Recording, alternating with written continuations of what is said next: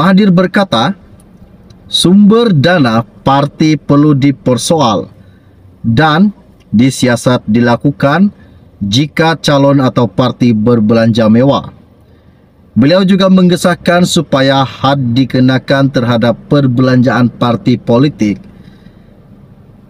ketika pilihan raya bagi mengekang amalan rasuah, katanya Dr. Mahathir. Isu ini sangat menakjubkan pada hari ini. Namun apa yang dikatakan Fadila Yusof? Hari ini Fadila Yusof menggegarkan para semua menteri-menteri yang ingin menjatuhkan kerajaannya dan yang telah mengatakan bahawa keputusan PRU 15 itu adalah mainan rasuah dan mainan duit haram. Dan sebelum ini juga kita telah tahu dan nyata bahawa Hadi telah memberikan satu sumbangan kepada rakyat Malaysia. Dan apa yang dikatakan Zahid, kalau PAS yang memberikan itu adalah satu sumbangan, dan jika UMNO yang memberikan itu adalah rasuah.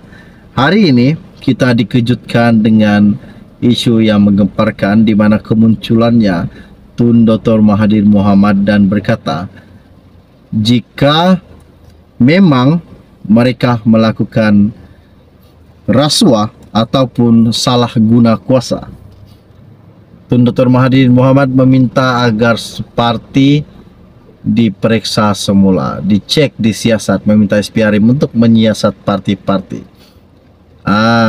Okey, baiklah. Sebelum saya meneruskan isu yang tergempar dan yang menakjubkan pada hari ini, mohon kiranya bantu saya tolong tekan butang subscribe dan bantu juga tolong sharekan video ini.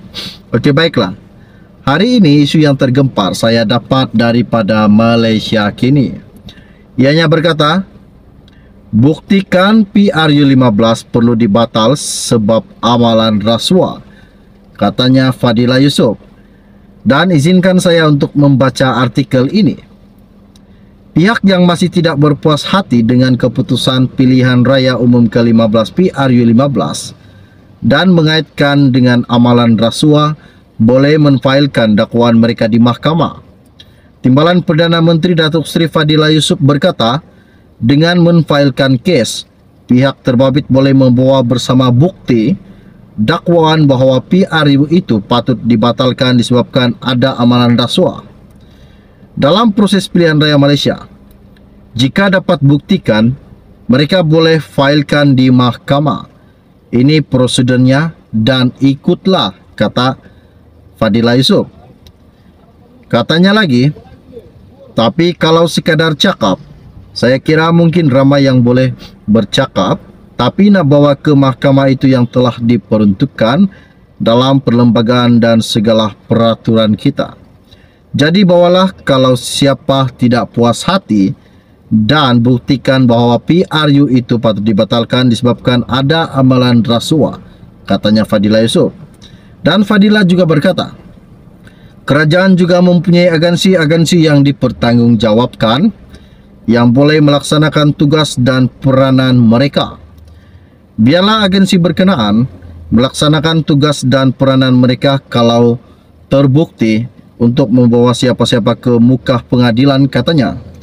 Beliau mengulas mengenai kenyataan bekas Perdana Menteri Tun Dr. Mahathir Mohamad menerusi Twitternya semalam yang menyifatkan pilihan raya umum pada November lalu sebagai yang paling korup berbanding semua pilihan raya diadakan di Malaysia. Mahathir juga berkata, sumber dana parti perlu dipersoal dan disiasat dilakukan jika calon atau parti berbelanja mewah. Beliau menggesa supaya had dikenakan terhadap perbelanjaan parti politik ketika pilihan raya bagi mengekang amalan rasuah.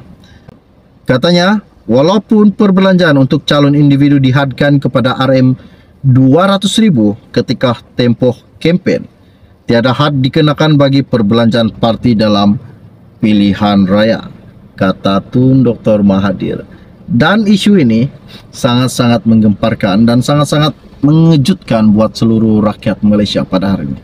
Oke, baiklah, sebelum Anda meninggalkan channel ini, jangan lupa bantu saya, tolong tekan butang subscribe dan bantu juga tolong sharekan video ini. Dan setakat share info dari saya untuk Anda pada hari ini. Kita akan berjumpa lagi. Salam jumpa dan salam kenal. Bye-bye.